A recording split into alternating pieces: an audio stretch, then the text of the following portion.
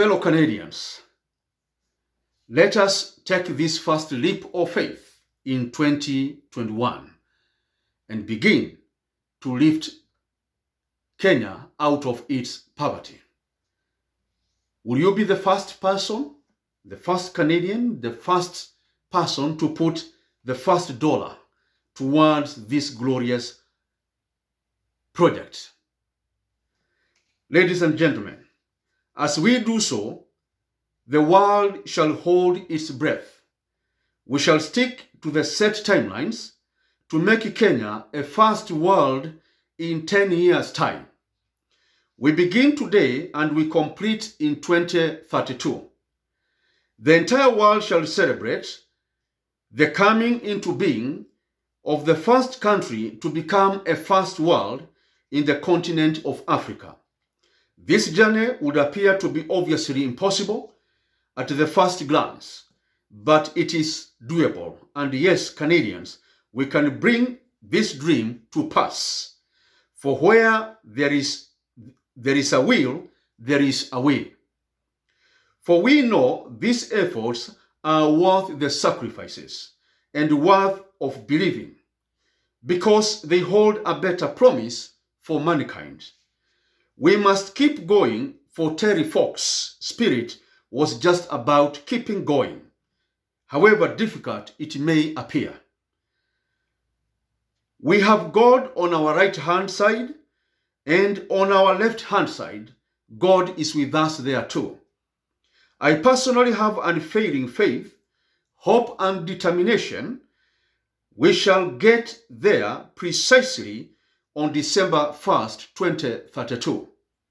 On this day, we shall present to the world, to the Canadians and Kenyans, a new baby and a birthday, Kenya as a newly industrialized country. We shall present Kenya to the whole world as the firstborn country in Africa to enter into the First World Club. Let Canada be the womb, once again, that carried this process and birthed the greatest nation in Africa. May we see this dream come true for Kenya becoming the first African country to be a first world on December 1st, 2032.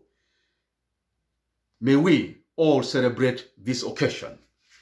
Fellow Canadians, I therefore wish to appeal to you, my fellow like-minded Canadians and well-wishers, to help me accomplish this dream and project that have eternal benefits to all humanity.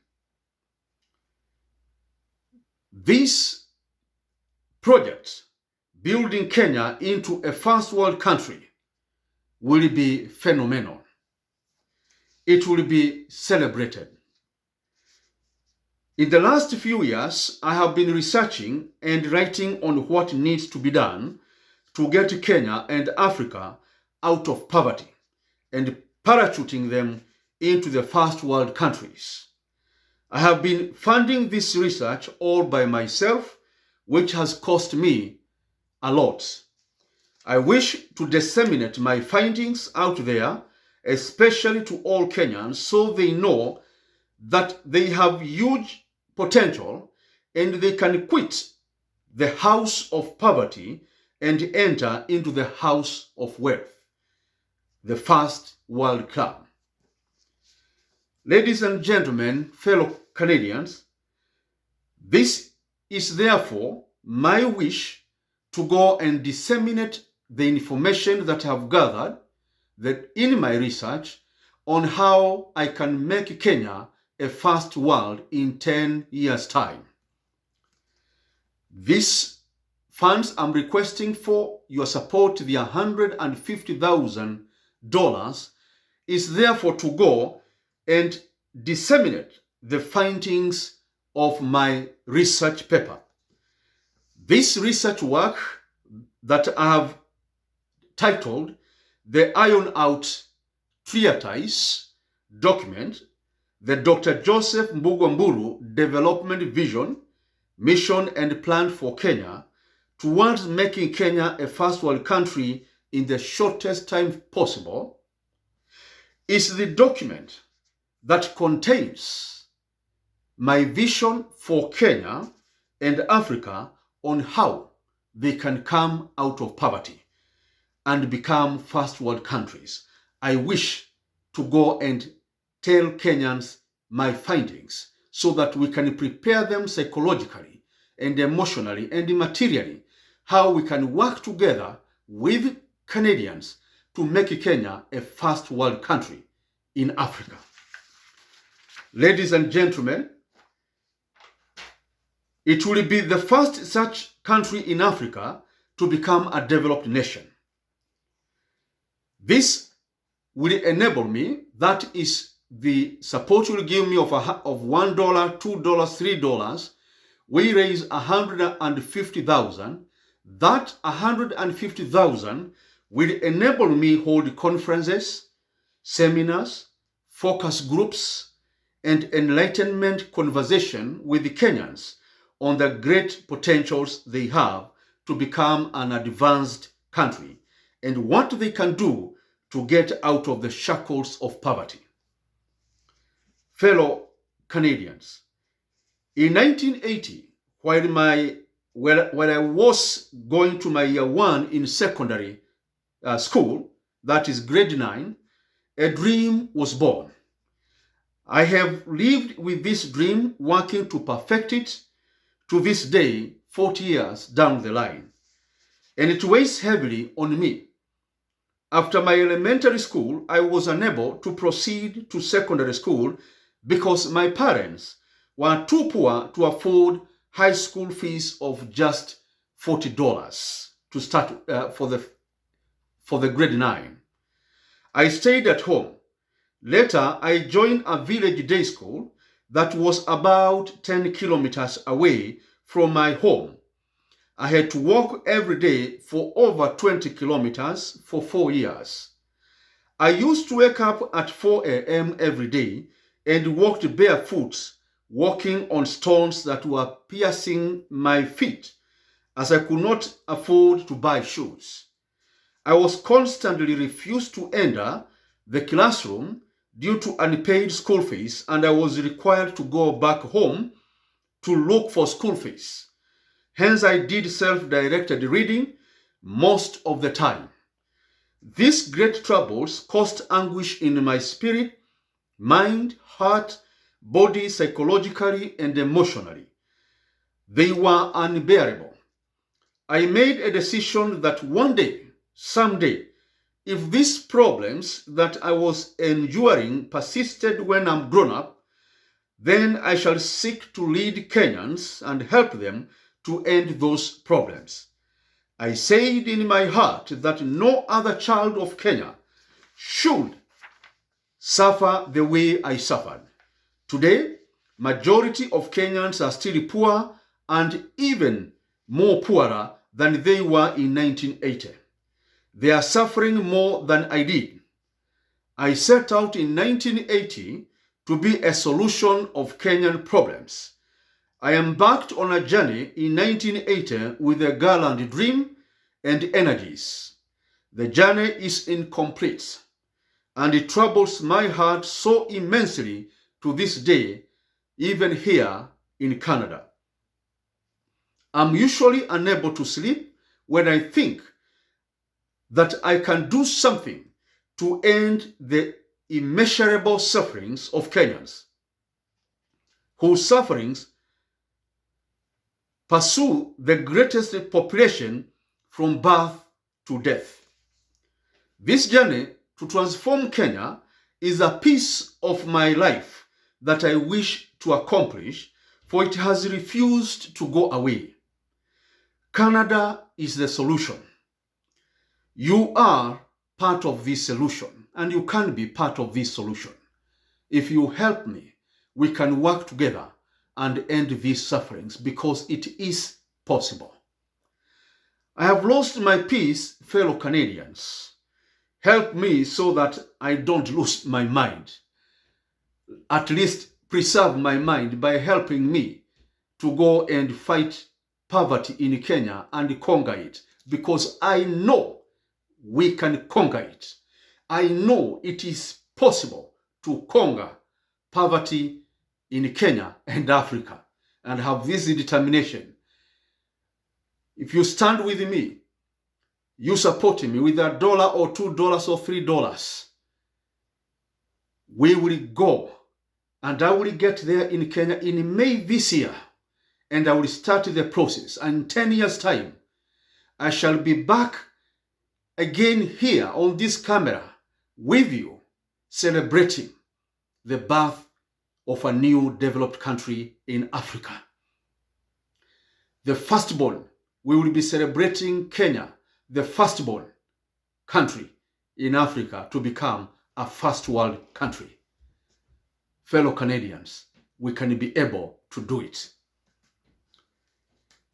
This journey, as I've said, has cost my peace. And I've prayed and requested to fellow Canadians, let it not cost my mind.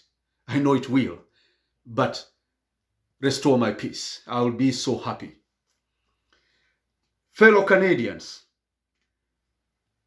I have lost any comforts when I think of the magnitude of such sufferings facing millions in that corner of the world. Yet, if I come to you, my fellow Canadians, we can figure out what to do. It doesn't make any sense for me to keep on suffering alone, agonizing alone. If I come to you and tell you what is in my mind, what is in my heart, I know we can figure out together and get a solution. I know there is a lot of funding that has gone to that part of the world. IMF and World Bank.